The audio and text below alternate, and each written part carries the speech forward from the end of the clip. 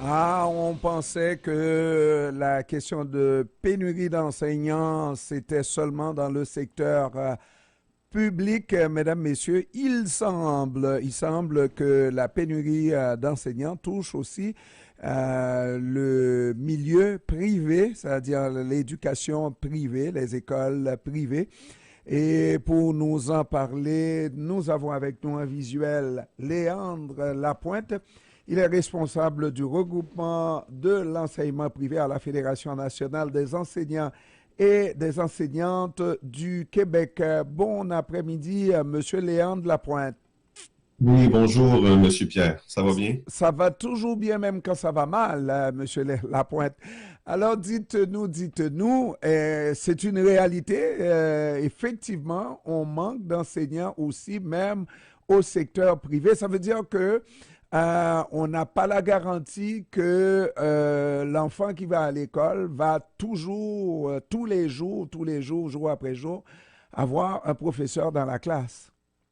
Oui, exactement. C'est une pénurie qui touche tous les réseaux de l'éducation, le réseau privé comme le réseau public, qui souffre d'une pénurie de main-d'œuvre, manque d'enseignants. Donc, la différence, c'est que nous, normalement, là, je vous dirais qu'en début d'année, au mois de septembre, là, on réussit dans la majorité des écoles à avoir l'ensemble des enseignantes et des enseignants, d'avoir des équipes qui sont complètes. Maintenant, la problématique qu'on vit, c'est qu'en cours d'année, lorsqu'il arrive, par exemple, des congés de maladie ou différents départs pour différentes raisons, notamment des congés pour les droits parentaux, le congé de maternité, paternité, devient très, très difficile de remplacer ces enseignantes et ces enseignants-là qui doivent quitter pour le reste de l'année ou pour quelques semaines. Donc, la situation, c'est que on affiche les postes. Il y a très peu de personnes qui se présentent pour de remettre leur CV, se présentent pour les entrevues. Donc, ça peut arriver, là, des fois, on peut avoir de 3, 4, 5, même 6 semaines où malheureusement, là, oui, vous l'avez bien dit, il y a des élèves là, qui n'ont pas d'enseignante ou d'enseignant dans certaines matières, ce qui fait en sorte que c'est les autres enseignants là, qui doivent pallier. Donc, on se retrouve à, par exemple, avoir des enseignants qui, à tour de rôle, vont donner les cours. Donc, les jeunes se retrouvent quand même pas seuls, mais par exemple, un enseignant d'histoire qui va, pendant ces périodes de disponibilité, aller donner des cours supplémentaires pour pouvoir pallier à ces manques-là. Donc, ça surcharge l'ensemble de l'équipe école. Puis c'est vraiment pas des situations là, qui sont simples à gérer. Et j'imagine que pour les directions, vous n'êtes pas à la direction d'établissement comme tel, mais ça doit être autrement différent par rapport à l'école publique. C'est quand même des parents qui payent et on ne peut pas payer pour apprendre que dans une semaine, par exemple, j'exagère peut-être que l'enfant a manqué de professeur au moins, au plus deux fois, au moins deux fois, je ne sais pas. C'est inacceptable. C'est pas plus acceptable dans le public, on s'entend. Mais quand un parent paye à tous les mois pour l'éducation de son enfant, on s'attend à ce que l'enfant ait un enseignant tous les jours. Exactement.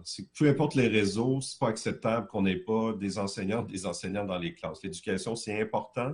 Je pense que le temps qu'on a avec les jeunes, on doit en profiter. Donc, oui, c'est un problème. Puis oui, bien au privé, bien sûr qu'il y a de la pression. Je te dis que ça prend pas beaucoup de temps avant que les parents téléphonent, posent des questions, s'interrogent, qu'est-ce qui se passe, c'est quoi les solutions. Et je vous dirais que les parents deviennent rapidement exigeants, puis on les comprend, hein, parce que c'est pas une situation qu'on personne veut vivre. Il y a personne qui est content dans cette situation-là. C'est pour cette raison-là qu'il y a des enseignants, puis que l'équipe école accepte là, de avoir des enseignants qui vont être à 125, 130 parce qu'en plus de donner leurs tâches à 100 vont aider en donnant des cours. Et pour les jeunes qui sont là, c'est pas intéressant parce que dans les 3-4 semaines où il n'y a pas d'enseignants, mais ils voient passer devant eux, par exemple, dans le cours de français ou d'anglais, 3-4 professeurs ou enseignants différents, c'est pas intéressant. Donc, Absolument.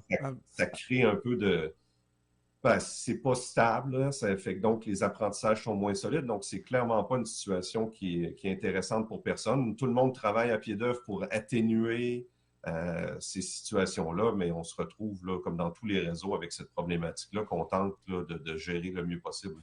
Alors donc, il faut comprendre, vous l'avez dit, il y a des raisons bien spécifiques. Au départ, la liste, toutes les cases sont remplies, hein, n'est-ce pas? Par contre, pour des raisons qu'on vient d'expliquer, on peut manquer de professeurs.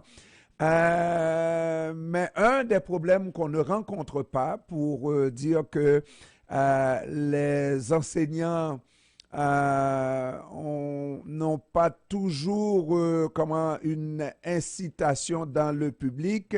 Il y en a, je dois peut-être imaginer que vous en connaissez des enseignants dans le public qui vont enseigner à reculons parce que les problèmes sont immenses dans le public. C'est exemple des élèves qui font la vie dure à certains enseignants. Ça, la discipline finit par régler ce problème-là dans le privé, par exemple. Oui, ben, c'est difficile de comparer. C'est sûr que l'encadrement, le soutien de l'école fait toute la différence. Je vais parler quand même de mes milieux, mais souvent, dans des plus petits milieux où ce que la collégialité est plus grande, ben, c'est sûr qu'enseigner aujourd'hui, c'est vrai que c'est rendu complexe. C'est vrai que c'est pas simple. Et les enseignantes puis les enseignants, peu importe dans les réseaux dans lesquels ils sont, ont besoin de support, ont besoin de plus en plus de ressources. Enseigner aujourd'hui, c'est rendu vraiment plus complexe que si on recule de 20, 30, 40 ans. Aujourd'hui, on a toute la science de l'éducation qui viennent baliser nos pratiques, qui viennent déterminer les meilleures pédagogies. Donc, ça devient on ne peut plus juste enseigner comme on pense. Il y a vraiment une science et des façons de faire. Les étudiants, les élèves qui ont des problématiques, qui arrivent avec des diagnostics, qui arrivent avec des protocoles, ce qu'on appelle des plans d'intervention, qui nous demandent d'agir de telle façon avec les élèves. Donc, tout est documenté. Donc, c'est vraiment très, très précis, ce qui fait en sorte que la tâche devient lourde. Parce que si, par exemple, dans ta classe, qui est au privé, ben souvent, ce qui arrive, c'est qu'il y a une énorme pression parce qu'on peut avoir facilement des classes de 34, 36, voire 38, même des fois 40 élèves. Si tu as 36 élèves devant toi, puis tu as 12, 15 ou même 16 plans d'intervention, donc 16 jeunes, pas loin de la moitié de ton groupe, qui ont des problématiques particulières d'apprentissage, avec des façons d'intervenir différenciées selon le jeune, bien, pour l'enseignant, il devrait se diviser en 16 pour agir de façon différente. Donc, ça devient extrêmement difficile. La charge mentale, la charge éducative pour répondre aux besoins de l'ensemble des élèves devient très, très complexe.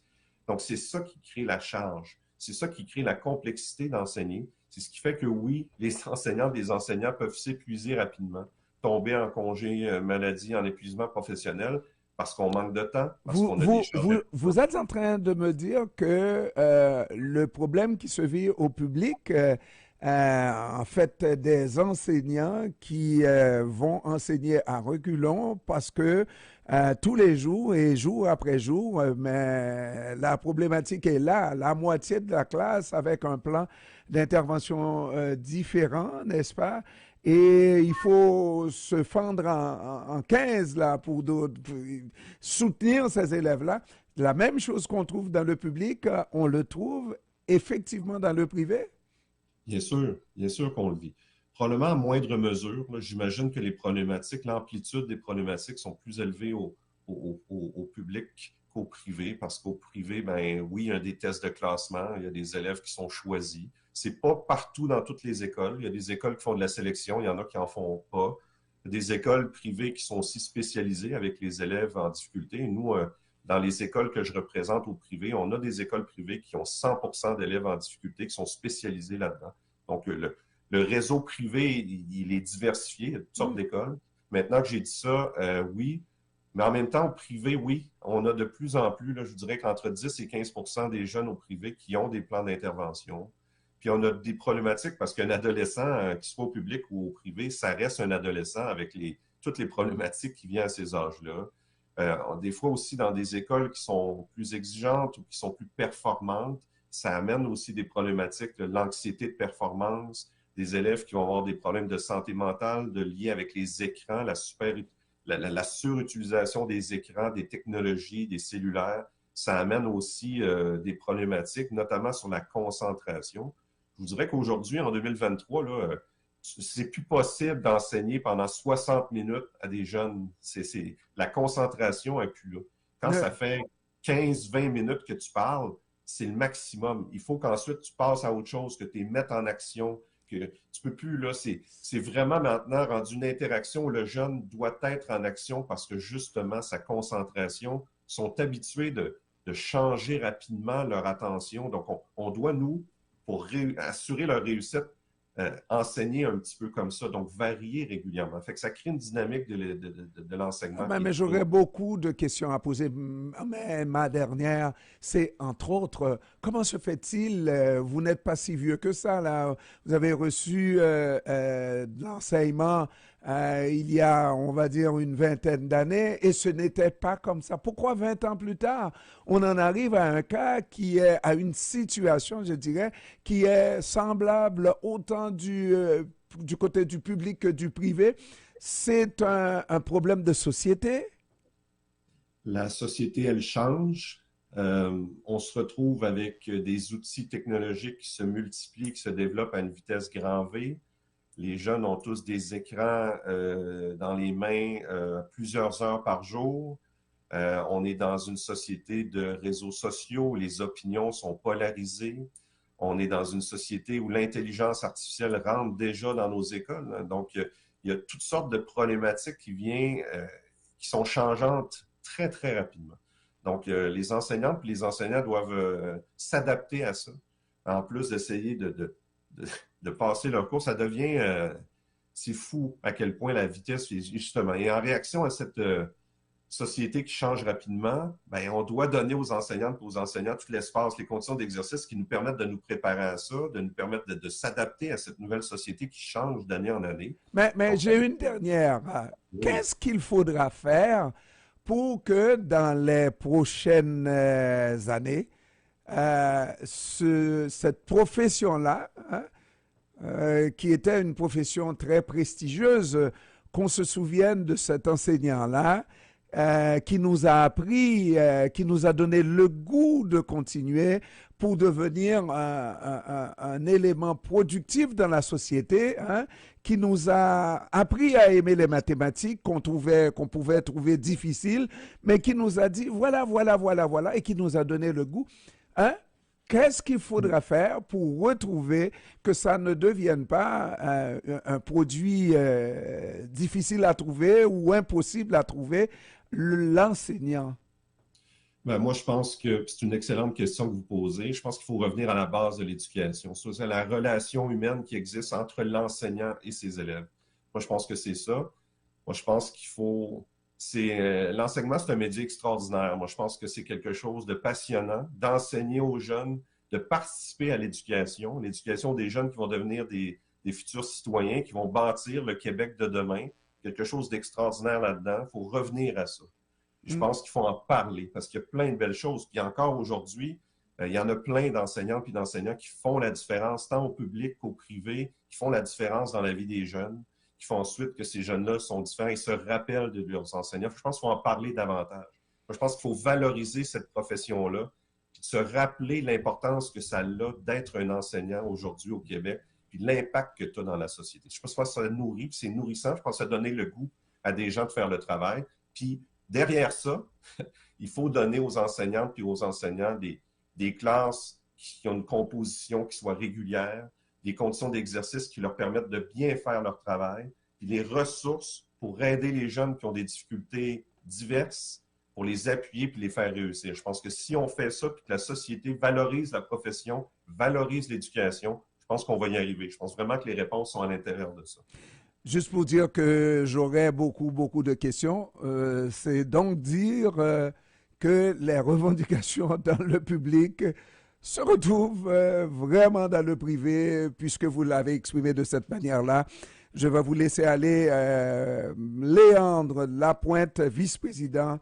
Non, c'est vice-président de la Fédération Oui, des enseignantes et enseignants du Québec, c'est ça? exactement. Je vous ai Merci bien beaucoup. présenté. Merci beaucoup d'avoir pris du temps de nous parler cet après-midi. Bonne fin de journée. À vous aussi, merci. Au revoir.